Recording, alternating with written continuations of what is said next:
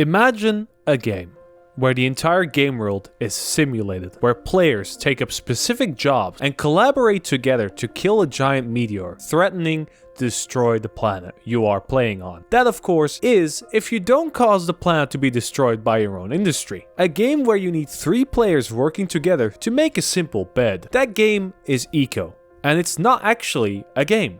It's a social experiment, where players have to get their own job, getting paid for the goods they produce, spend that money on the worst food imaginable, as the butcher forgot to auto-cue its meat production again. It's a test on how long the human body can go without sleep, because the carpenter needs 2,500 wooden logs and you really want that owl statue. It's an absolute time sink of a game, where every animal, every tree, and every player activity is measured, recorded, and simulated, with your actions actually impacting the world you play on, with one simple goal: shoot the meteor before it shoots you, without destroying the planet you are trying to save. It's an absolutely unique experience no one is really talking about. A game so complex I can't even summarize it in this simple intro. So let me take you on a journey through what this game is, the many stories I have, and the absolute insanity that is Eco Global Survival.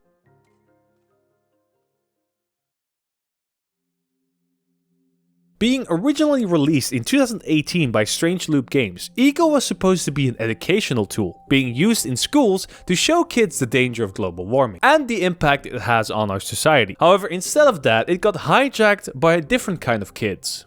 Adult men who liked what Eco wanted to do, a game where every save file is a fully simulated planet with its ecosystem, biomes, climates, and the whole shebang.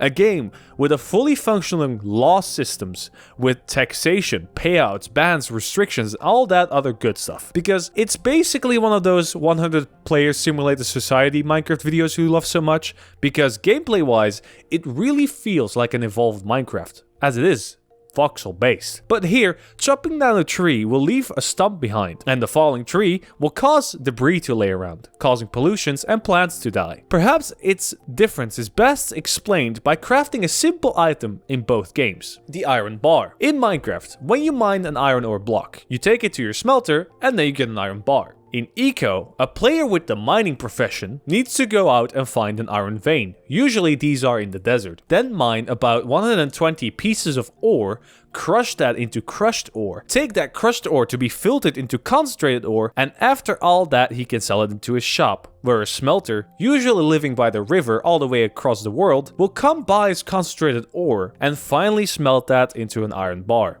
ready to be used in another recipe by the other professions. And that is basically Eco in a nutshell. You need someone to do the work for you, you pay them with money or something in return, then use that stuff to make stuff that players need. But why not just take both professions? I mean, if you need a miner to do smelting stuff, then it makes sense that you just do both, right? Well, there are a few issues with that. First off, you're not the only one mining or smelting, so you're better off selling your stuff to multiple smelters, getting more money, than to just keep all the stuff for yourself. Second off, a part of the Eco experience is the economy, where people have money that they can use to buy stuff they need, or food. Without an economy, you might as well play single player, and ask any Eco player.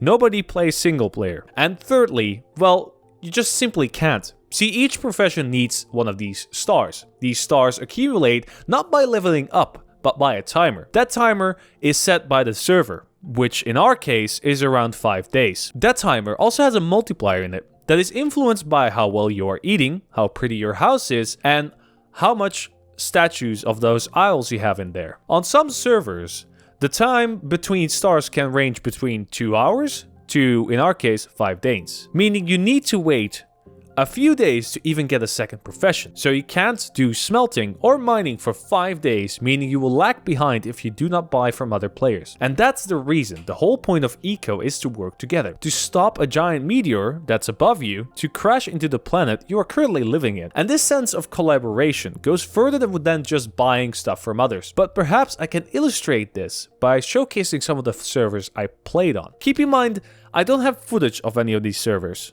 This is my playthrough of about 2,000 hours in this game. If you are playing Eco right now and watching this video, feel free to join us on Green Community, which is a server I currently play on right now. But let's get into server number 1, the Economic Nightmare.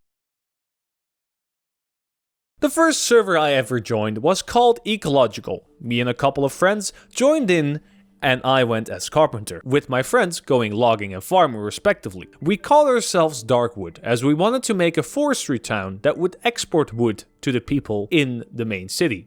Keep in mind this was before the settlements update, meaning that all the laws that the city made still apply to us. Almost immediately, I found out how much work this game needs. While one log in Minecraft would give you 4 wooden blocks, here it was 4 logs for 4 hewn. I also found out you just couldn't build with any blocks you wanted.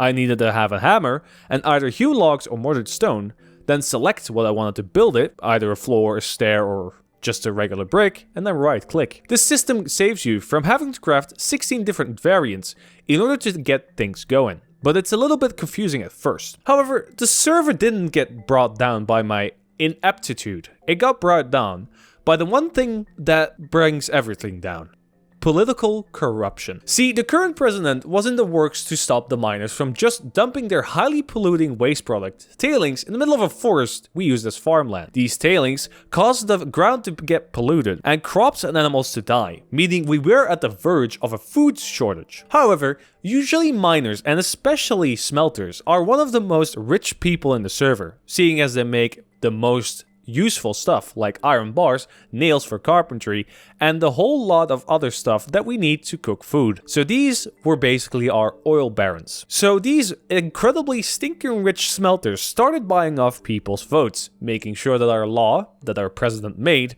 didn't pass. And after a while, they installed a mechanic, a profession, relying on iron coming from the smelters, as the president. Well, he obviously was not going to stop the smelting industry. After a while, the server just died out. Literally, the gatherers were working overtime, robbing the jungle of everything that was growing in it, but without actual growing plants. We didn't have enough veggies to get food rolling, and with all the pollution, animals were just dead, with a few species actually going extinct. And nothing happens without food in this game. You don't craft the items yourself in the crafting bench. You select what you want to make in a specific workbench. For example, a carpentry workbench. Then put in the amount of labor or calories that you eat into that order in order to craft it. This saves you from having to craft 16,000 nails by hand. But the downside is the calorie system. So food is not only needed to balance your pie chart to get a boost in your skill levels or star levels, but also to do anything remotely productive. So with everyone starving, the economy collapsing, as the cooks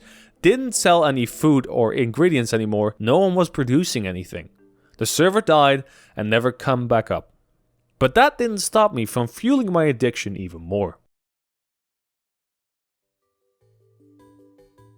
After a few different servers, I joined a server called Green Valleys, where we had a special challenge. There were 2 countries competing against each other. See, normally you set up a government with a centralized currency as players yourself. You don't start out with this. This is usually what players focus on first, as bartering can cause issues when you don't have anything for sale that is useful, or nobody is buying anything that you produce. But this server had already set up 2 nations with a president and their currency. And these 2 nations were the Red Nation with their red bucks and the Blue Nation with their blue bucks. Me and my friend Jake obviously joined the Red Nation because I'm red-pilled, with the goal of starting a smelting mecha complex, and I wanted to become the world's greatest baker. It quickly became clear that people wanting to join in the Red Nation did not only do so because they liked the color red, but there was a certain Soviet connection. And after one of the Blue Nation citizens came over, swam across the entire ocean to clear all our cooks of food that we were selling at much lower prices,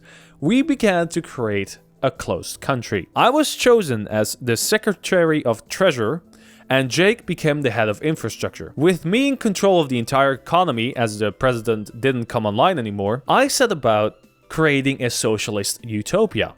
I implemented a system where people with less than 200 red bucks could get a boost in cash provided they pay it off later. So they could keep buying food, keep buying supplies, and of course, kept logging in. I started a buyback program for public works, including all levels of the production line, from tier 1 items like hewn and mortared stone to tier 2 and tier 3 like lumber, glass, bricks, and concrete. I hired the poorer players to construct a giant irrigation system, since we were living in the middle of the desert. This was needed to make sure that everybody had water, running electricity, and most important of all, they had working toilets. The one thing topping all that is that I unionized the red state with the Union of Production, where the producers, lumberjacks, miners, gatherers, and farmers sat, the Union of Craftsmen, where the carpenters, masons, smelters, and all other professions that mostly produced items by buying it from the producers, and the Union of Engineers, where the mechanics, road engineers, advanced engineers,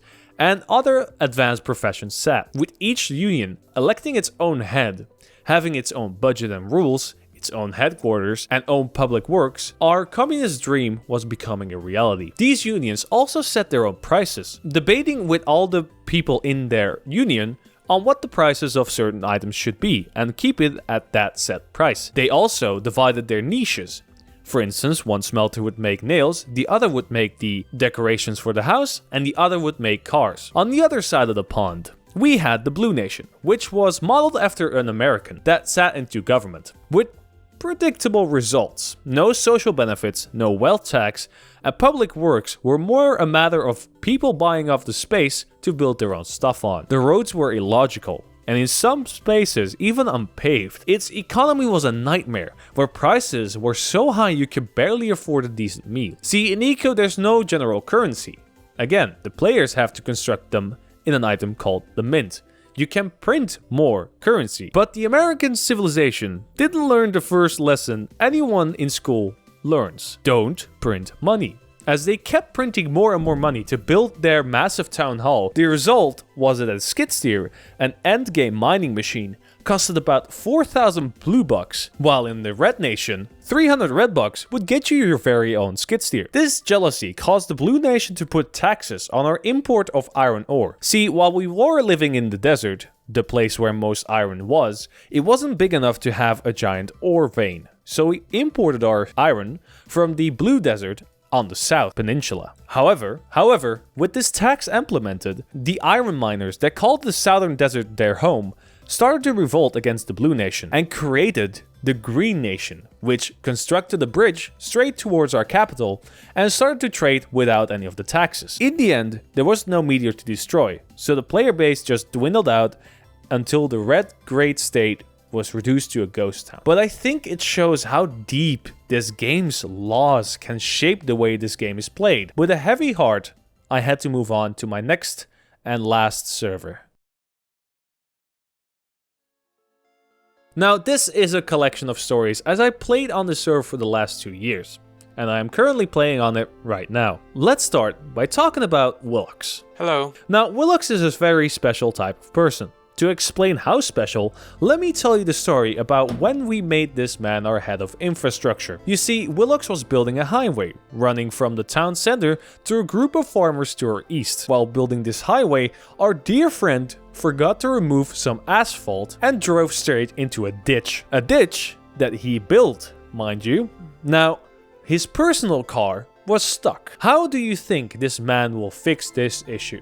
Will he A. dig out his car and try to save it, B. use taxpayer money to buy a car for himself, or C. eat ice cream? Of course, this absolute dumbass chose answer B, proceeded to waste about 350 of taxpayer credits to buy a car under his permission, drove it up to the crashed car, moved all the stuff into the other, and drove along. Realizing I would be online in a few minutes and would likely scold him for buying a car for his position unauthorized and with taxpayer money, he started to panic, and in his sleep-deprived, Swedish snow-filled mind, he came up with a plan. If he bought every government position, he could pass it off as a kind gesture. Naturally, I logged in, saw 6 cars in front of the government building with all their government titles on it, and erupted in a shouting monologue that is still remembered to this day. On our current wipe, which all the footage you see is from, we have a battle between Bebeltown and New Hanzo, or as we like to nickname it, New Germany. See, with update 10, like I mentioned, you can have different towns. And in this case, we have 2 towns. In the north, there is Pebbletown, a small town consisting of farmers, loggers, and me, the mayor and carpenter, and supreme leader, but we don't talk about that. And in the south, we have New Germany, with its miners, masons, and engineers. You need to form a town with 2 other players, but at this point, we have about 11 players in our towns at any given time. To the island to the west of us, there is a small farming and fishing town that is yet to actually be formed, but we don't talk about those because they live a bit too far. A town's laws only influence the sphere of influence around it. See, like Civ 5, your influence grows as you have more culture. You can make culture by having new people join, make paintings, or just general influence. So, being the dictator that I am, while creating the constitution, I added a clause that allowed me to force laws through without an election. This meant that I actually have total legislative control about Pebbletown, meaning I could just revoke people's claims at any given time. I thought I bested my rival Willox in the other town, only to realize he had done the exact same thing. That's an oopsie. With those stories in mind, why is this game so niche? It sounds fun and engaging, right? Why are only thousands of players playing it? Why aren't all the big streamers on it like they were with Rust? This is basically a civilization simulator. You can play with anyone. It even has Twitch integration where your Twitch viewers can influence the amount of votes on a law. Well, about that.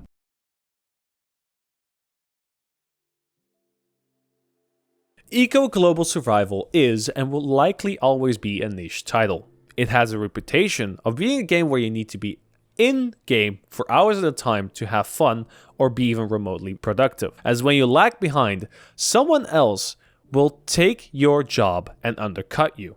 But to be honest, if you have a good set of laws, this can be negated. And with the new update bringing in town systems, widening the amount of jobs you need to get anything done, I think those days are mostly behind us. Plus, with the new boats, people can settle so much more further away, creating an actual need for transportation moguls. However, this update took over 2 years to make, and I personally haven't touched the game until very recently because I was bored of it. If it takes another 2 years to get update 11, the game will die. Currently, there are also a lot of bugs, quirks, illogical stuff, and just all-around fuckery. But if you're willing to use your iron shovel, dig a little deeper, you will find that this game is so much deeper than any of those sandboxes on Steam can ever hope to be. But with that being said, I was Lunar, you were awesome, and Willox, I know you're watching, I hate you.